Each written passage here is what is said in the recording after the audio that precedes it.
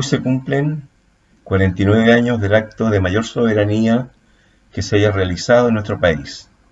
El 11 de julio de 1971, el gobierno popular, encabezado por el presidente Salvador Allende Gossens, cumplió ante el país el compromiso adquirido durante la campaña electoral de nacionalizar la minería del cobre, una medida que fue aprobada por unanimidad por el Congreso Pleno.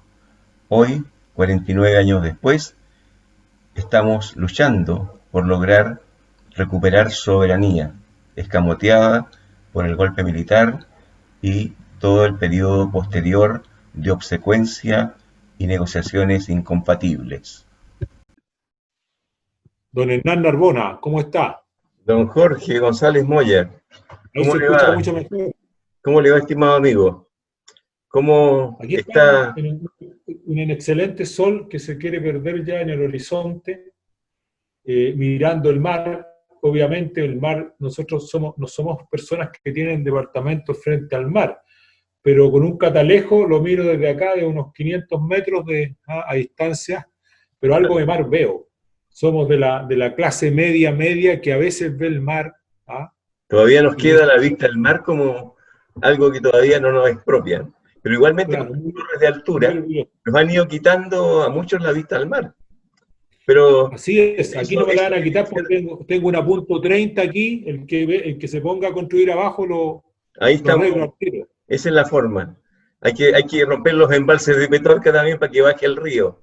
Esta Claro, semana, esta semana hablaba con una prima de Petorca y me decía que yo la felicitaba por la lluvia, porque había bajado el río. Sí, me dijo, pero bajó arriba porque ya, como lo tienen con embalse, ya se lo están robando ya. No llegó, ahí están las piedras peladas, dijo. Todavía no. Así que hay que siempre verificar la noticia porque aquí mientras nos distraen con algunas noticias, aparecen otras, aparecen las que van por debajo, ¿verdad? Ese es el estilo de este modelo. Jorge, Exactamente. hoy día tenemos 20 minutos para resumir esta semana. Y yo te pongo el primer tema, que es, lógicamente, el tema de la semana ha sido el triunfo en la Cámara de Diputados, un triunfo que está abriendo la puerta para que ahora en un trámite en el Senado, posiblemente una comisión posterior.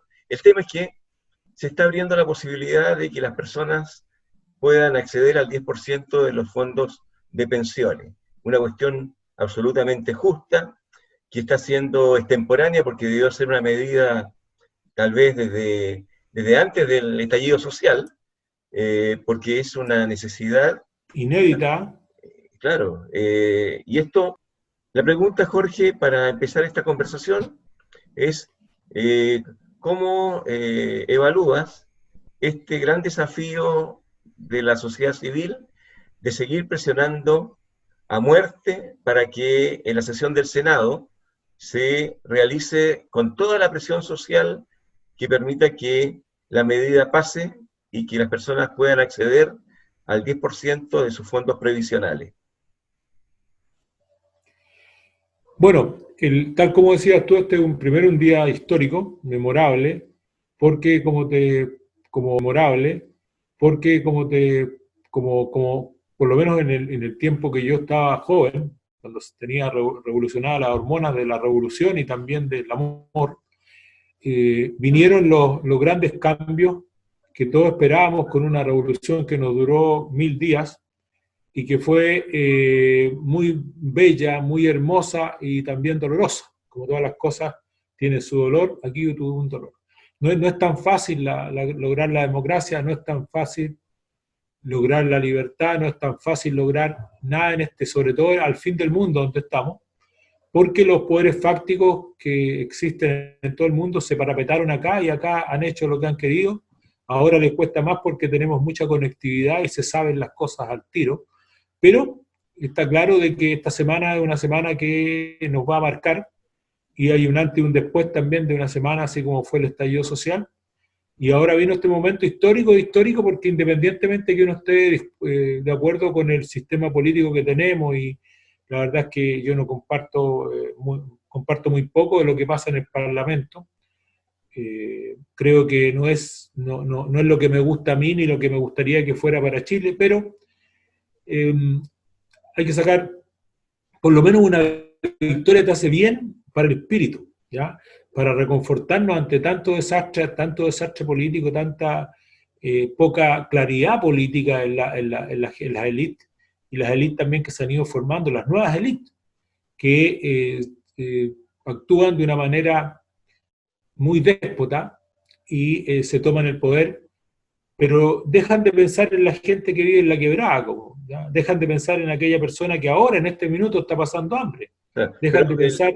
tienes razón tú porque, digamos, es un momento histórico en la medida de que en un momento tal vez atrasado, pero el Parlamento asume su rol como poder legislativo y comienza a impulsar medidas de fondo como esta reforma constitucional, que no es menor, son los 3/5 que necesitaba para poder ser aprobada. Es una medida transitoria que está justificada por la pandemia, pero el hecho político es que aquí se quebró el Chile Vamos, ¿verdad? Se quebró la alianza de gobierno y las fisuras también cruzaron a los elementos de la ex concertación, porque también está el argumento de que los parlamentarios de derecha que aprobaron tal vez lo hicieron por un cálculo electoral, sabiendo que en el Senado esta medida podía fracasar, ¿ya? Y ellos así asegurarse una, una situación cómoda para justificarse posteriormente ante su electorado. También puede ser esa. Me gustaría pararme ahí un poco porque creo que hay que leer lo que realmente ocurrió. Eh, lo que ocurrió, y compartimos entonces los dos esto mismo, que hay un hecho histórico, hay una primera batalla que se dio y que se ganó, porque se ganaron dos batallas ese día, logrando que no se alineara el gobierno, que es un gobierno muy débil, además aparece hoy día ya como un gobierno que no gobierna, un gobierno que está ahí mantenido por la inercia solamente, y con un equipo político muy débil y errático, ¿ya? Sin que estemos de acuerdo en la política que hace el presidente de la República, que ya poco preside, porque él no preside, sino que él se parapeta en una oficina donde da órdenes como gerente de una empresa rasca, ¿ya? Y no trabaja en equipo. Entonces, cuando no trabaja en equipo, el tema es que tenemos esta experiencia que él amarga que tuvo que vivir. Pero ahí se han vivido muchas experiencias amargas en la moneda, tú sabes, el compañero Allende tuvo una experiencia traumática y le dio, o sea, ofreció su vida para poder tratar de encaminar este país hacia un mundo mejor. Entonces, dicho eso, yo tendría en cuenta lo siguiente. Primero, no logró alinear a su gente, ¿ya? Lo que nos permitió hoy día, con esta constitución, que te pone unos quórum altísimos, y trataron de hacer una jurada maestra ahí el Belolio a última hora, para ver si podía lograr los 103 votos en vez de los 93 que necesitábamos, para así poder ganar siempre por secretaría, porque ellos se manejan con los poderes fácticos, con la amenaza, y ahí veamos lo que le pasó al diputado, el diputado Moreira, que se descompensó. ¿Cómo serán las presiones que hacen este tipo de esta mafia, voy a decir, política que tiene el presidente armado a su lado, que esta persona casi le da un ataque, le da un síncope cardíaco, porque la presión es terrible. La presión que hacen ellos es terrible porque creen tener la verdad. Son mesiánicos de alguna forma, no queriendo admitirlo, porque también llegamos a que son almaceneros, pero que saben hacer negocios todo el día, y por eso que logran lo que quieren, y si no lo logran, mandan a su grupo de matones, como era antes, cuando tú no querías pagar en el negocio, no querías pagar la protección, entonces mandan a los matones para que puedan dar vuelta al partido. Entonces, desde ese punto de vista, hay un antes y un después, digo yo, una ganancia que nos da fuerza para primero alinear a nuestras fuerzas políticas, que son bastante mediocres hasta el momento, pero que tal como se estaba dando el concierto de la concertación y la nueva mayoría, también estaba cooptado por el poder. Hoy día tenemos una posibilidad real, aunque no se concretara, aunque yo creo que el Senado va a tener que votar, sí o sí, les guste o no, van a tener que apoyar porque ellos viven también de la política, ya son políticos profesionales, ¿ya? Ellos están en la élite y viven de la política, entonces van a tratar de no defraudar en este minuto, independientemente que sea una ley transitoria, ya la que se pueda firmar para tener este retiro. La verdad es que lo que hay que poner en jaque son las AFP, porque la AFP, primero cuando hay buenos resultados, ya tú ganas, pero no puedes tener la plata. No, ¿Ya? correcto, correcto, pero eso ya es archiconocido. La gente, acuerda que estamos hace 4 años marchando por no más AFP y se creó un movimiento que fue los primeros, digamos, las primeras movilizaciones masivas fueron las llevadas por esta consigna, no más AFP. Y lo que ahora hay que ver cuál es la capacidad que tiene la fuerza social para realmente presionar esta semana, que es clave, para que el Senado le dé el pase a la reforma constitucional. Ahora, después viene la capacidad de veto del presidente de la República, pero con un pueblo movilizado, con un pueblo tocando las cacerolas, con un pueblo en guardia, ¿verdad?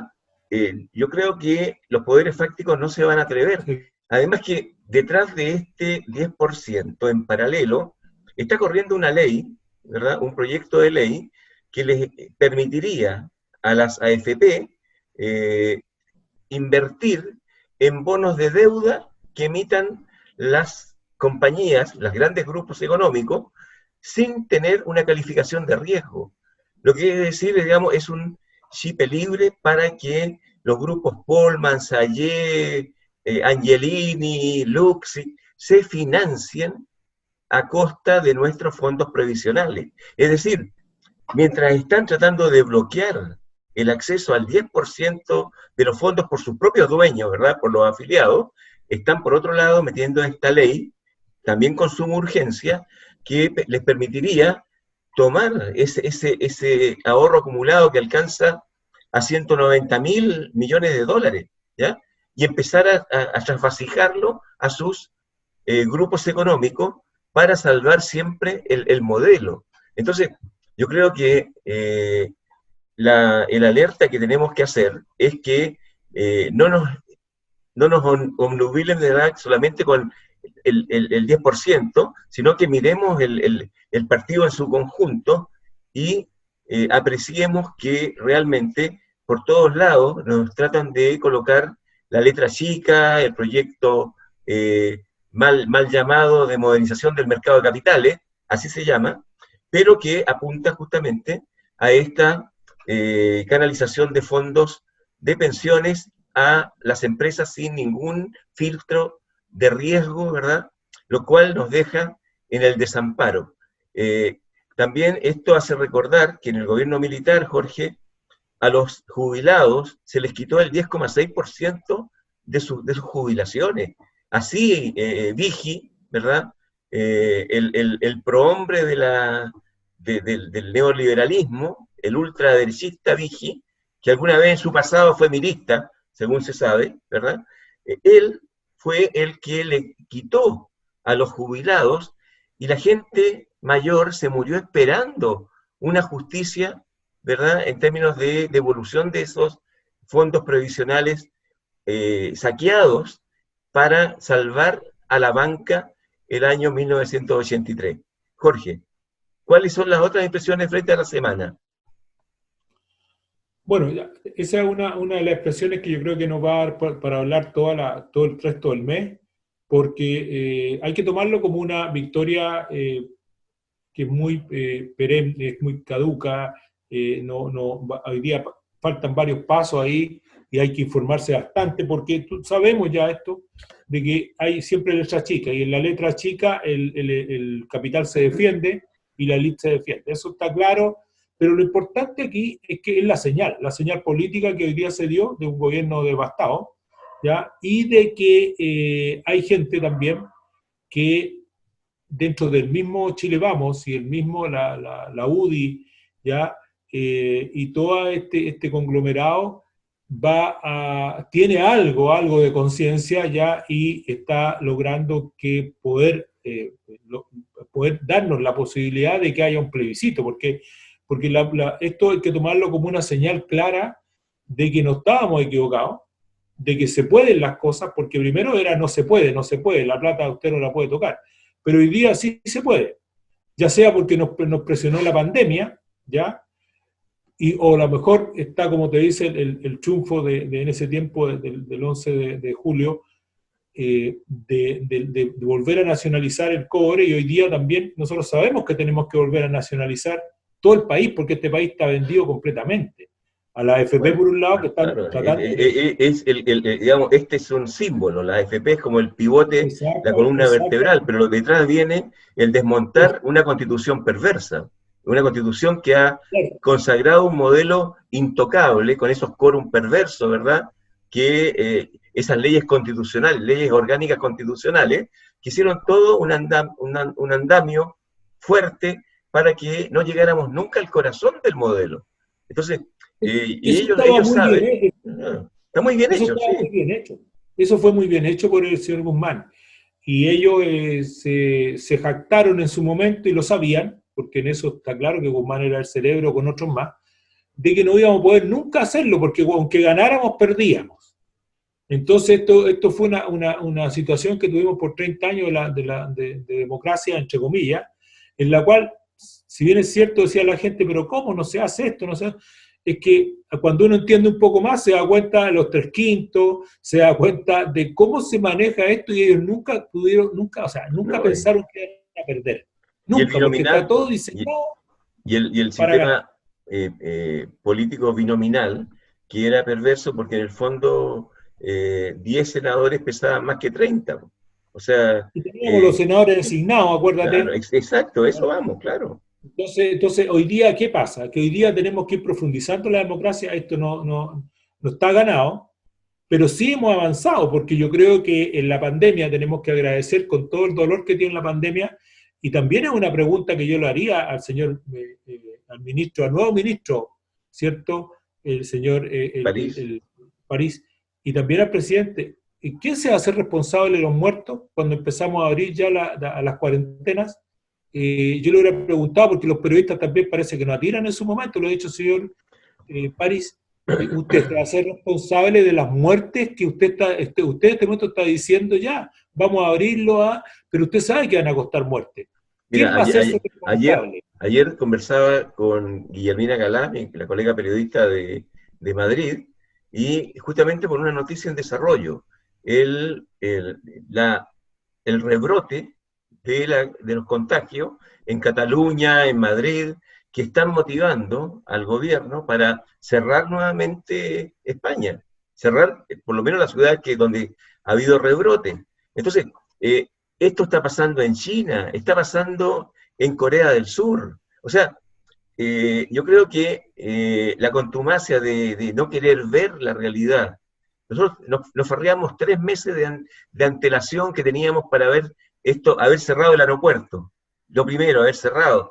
Sabes tú que el aeropuerto era una risa, tenía que hacer una declaración jurada de dónde estuvo. Nada. De que no tenía coronavirus. Claro, o sea, una declaración jurada. Entonces, eso, digamos, eso es realmente cuando se revise la responsabilidad política, ¿verdad? La ineptitud para el manejo de la pandemia que se desarrolló desde enero en adelante, ¿cierto? Hubo tiempo de más para tomar medidas de fondo. Y ahora, querer insistir en un levantamiento, porque todos los días nos están diciendo que vamos mejor, que hay buena señal. Según la doctora Fernández, estamos recién en la meseta quizás. Y esa meseta, mientras más se prolongue, ¿verdad? Mientras más se prolongue, más muertos va a haber. Y lógicamente, si quieren abrir antes, esto puede venir nuevamente un repunte trágico para Chile. Viene el rebote. El rebote, exacto. Viene el rebote y el rebote puede ser que sea más alto que el bote. Exacto. Ahora, el tema es ahí, o sea, yo creo que en este minuto nosotros estamos teniendo un régimen que, que es tan mentiroso y que está dispuesto a matar a su madre, ¿ya? Con tal de poder exhibir ciertos números, y también el doctor Pari entonces responsable, y es una persona responsable por las muertes que vayan a provocarse, más el presidente. ¿Por qué? Porque en este momento que estamos conversando, nosotros hay gente muriendo.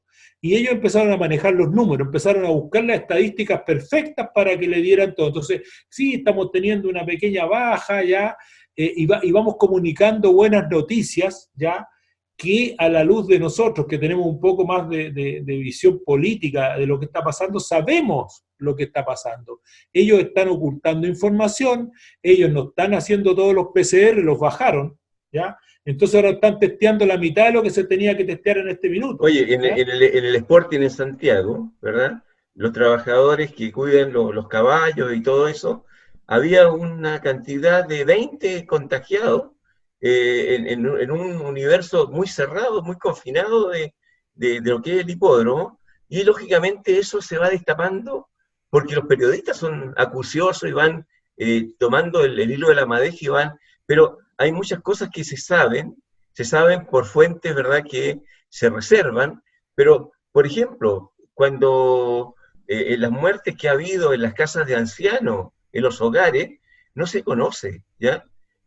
Se conoció el funeral del Bernardino, Bernardino Piñera, ¿verdad? Porque era el tío del presidente, pero ahí en la casa de Hermana de los Pobres, ¿verdad? Que es donde estaba, que es un hogar para ABC1, un hogar muy acomodado, pero también ahí ha habido muerte. O sea, él fue el que causó noticia y causó la polémica por su funeral, etcétera. Pero detrás de eso quizá hubo 19, dicen, más ancianos que murieron en el mismo recinto. ¿Ya? ¿Por qué? Porque el, el, el, bueno, el, bueno, el, el- el ah, manejo de los datos, Hernán, ah, el manejo de los datos es lo que a este gobierno también lo está hundiendo y le está haciendo aparecer por un momento en este veranito San Juan que ellos mismos han decretado, ¿ya? Para poder salvarse un poco de lo que el mismo Estado está observando. El Estado está observando algo, pero como en este país, yo te decía, un país presidencialista, en que si yo digo, yo soy el presidente y digo que esto es lo que está bien, hay mucha gente por el claro, sistema pero militar. afortunadamente el Estado tiene organismos de Contraloría, de fiscalización.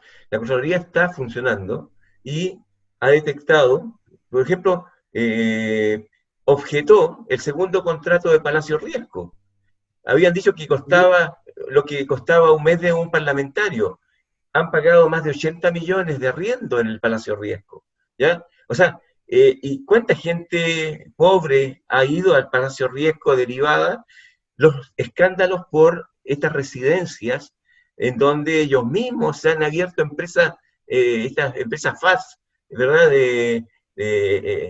Creación rápida de empresas para arrendarle al Estado edificios o departamentos que son de funcionarios del gobierno. Entonces, gracias a la Contraloría, gracias al periodismo independiente, de interferencia, de CIPER, de, qué sé yo, Bio Bio, se van destapando ollas y, desgraciadamente, la pandemia ocupa la agenda, ¿ya? Nos centra la visión ahí, pero están ocurriendo muchas cosas en paralelo y a Dios gracias tenemos todavía instituciones que se están dando a respetar en términos de colocar los sumarios, colocar las objeciones, y esto está recogiéndose a nivel republicano para que después se le pase la cuenta en un juicio político a quienes han dejado hacer este tipo de malabares. Yo creo que esto hay que ir archivando, yo creo que todo lo que se va generando no es solamente una noticia de redes sociales, sino que va al almacén, a una alcancía de los hechos tortuosos que hay que Eso, develar más adelante.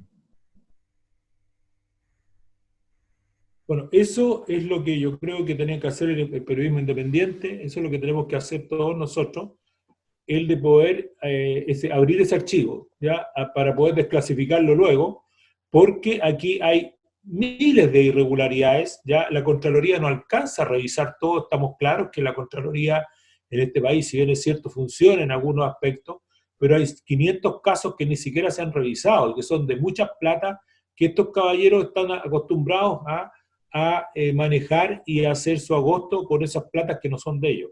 Entonces, bueno, resumiendo, creo que tenemos una muy buena noticia al haber dado una señal definitivamente del Parlamento, porque ahí no solo la fuente fueron la gente de oposición, sino que también contamos con gente que el gobierno lo tenía como seguros, ya que iban a apoyarlo.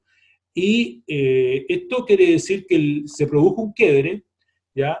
Porque no podemos decir que todos los otros son los malos, ¿te das cuenta? El porcentaje mayor quizás está en ese lado, pero hoy día demostraron algunas personas con dignidad de que no estaban dispuestos a ser parte o cómplices de asesinato ni de matanzas, porque esto, así como el año 17 fue, si tú me corriges, la matanza de Santa María, ¿ya? Aquí hay una matanza nueva. Estas son matanzas de cómo matar al pobre, ¿ya? Porque el pobre a veces no alcanza a salir ni siquiera en la lista, no alcanza a reclamar, no tiene fuerza ni para reclamar. Entonces ellos van hay casos que, fíjate, esto se dio también en España, donde el gobierno prohibió a los ancianos mayores llevarlos al hospital. O sea, los dejaron morir. Bueno, Los dejaron morir en su casa. Y eso está también ocurriendo acá. Aquí hay gente que se ha muerto en la calle esperando atención. Y los hospitales están colapsados. Ya no hay donde atender, ¿verdad? Entonces, lógicamente, cuando uno está en el ojo del huracán no tiene una visión amplia, pero como hay muchos, esta es la ventaja de esta edad, digamos, cibernética, donde cada persona es un periodista, un cazanoticias que graba y registra, y lógicamente después tiene que venir el proceso de reconstrucción de la historia, de esta historia tortuosa de estos 4 meses, para fijar las responsabilidades. Yo creo que escarbar, investigar respecto a cómo se hizo la compra de las cajas de ayuda, a quién se le compró, ¿ya? Vas a llegar a un dato que escuché hoy día en la prensa, ¿verdad?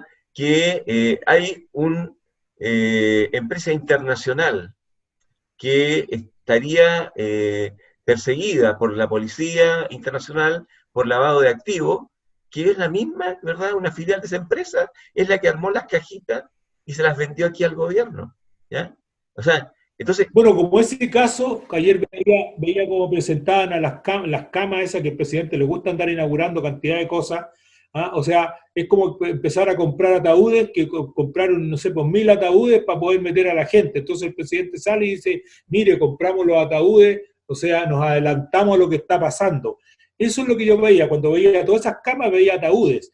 O sea, este gobierno lo que ha hecho, lo mismo que hizo la otra vez, que empezaron con los que tenemos los respiradores estos ya mecánicos, que tenemos esto, o sea, estaban colocando ya como que iba a quedar una cantidad de muertos y gente que tenían que conectar, ¿ah? Y eso era lo importante, no era Claro. Lo importante parar la pandemia. Exacto, y aquí el Colegio Médico lo ha dicho claramente, esto no se combate en la última fila, no se combate en el respirador, esa es una mentira. Para poder evitar la muerte había que ir al Cefam, al policlínico, a la municipalidad que conoce los barrios y podía hacerle trazabilidad a los barrios, cerrarlos, ubicar a las personas, auxiliarlas para que hicieran cuarentena con apoyo, ¿verdad? Pero nada de eso se hizo, nada se hizo.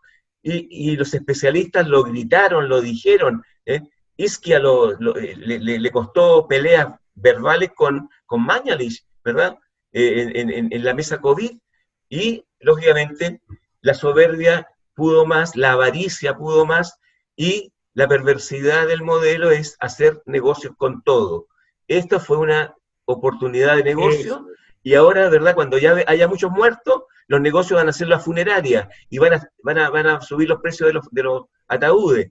O sea, el tema es que es una cosa que llega a dar rabia verbalizarlo, pero es así su lógica de pensamiento, ¿ya? Es así como nos tienen crucificados con la Constitución, donde el Estado no puede tomar acción propia, porque mientras sea negocio, tiene que ser negocio para ellos, ¿ya? Y eso es lo que tenemos que cambiar, Jorge, y yo estaría cerrando aquí este comentario de mi parte, porque hay que juntar rabia, juntar fuerza, juntar energía para presionar como sociedad civil, para que el Senado escuche que el pueblo está ahí en guardia y no le van a vender voladores de luces, y porque ya la gente, yo creo que despertó en octubre y ahora está mucho más despierta porque el dolor viene del hambre que están sintiendo las poblaciones. Del hambre y de la muerte. Está falleciendo mucha gente y esa gente que está falleciendo es obviamente, como siempre, la del pueblo. O sea, el pueblo siempre paga la cuenta, el pueblo siempre está en primera línea, el pueblo es avasallado, ¿ya? Porque se compra represión. En este país no se compra un estado de bienestar donde la gente gane lo que debe ganar, sino que se compra represión para que cuando ese Estado diga ya, oye, yo no puedo seguir comiendo medio pan diario, ¿ya? Entonces, o no puedo seguir endeudado y perseguido, ¿ya? Y teniendo que arrancarme de los lugares, entonces esa vida indigna es la que está echándose encima este gobierno y se han echado encima también los que le han facilitado a este gobierno y a todos los gobiernos el perder la decencia, la dignidad y tener esta mafia instalada en nuestro país. Bien, Jorge, cerremos así este resumen, ¿verdad? Tenemos un desafío a una semana a plazo, ¿verdad? Cuando comience la batalla 2 en el Senado.